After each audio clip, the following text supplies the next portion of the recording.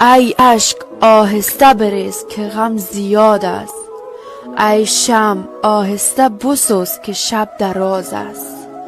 امروز کسی محرم اسرار کسی نیست، ما تجربه کردیم کسی یار کسی نیست. میشنوی هموطن؟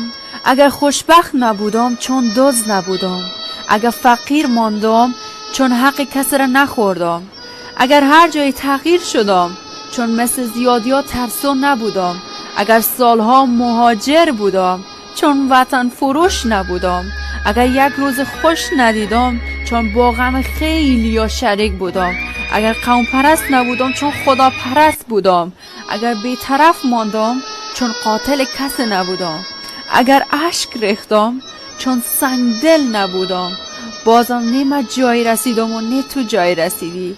دنیا تمام ما را با یک چشم میبینه، از یک نجات و از یک خاک، ولی ما هم دیگر را با 100 چشم میبینیم و هزاران دلیل.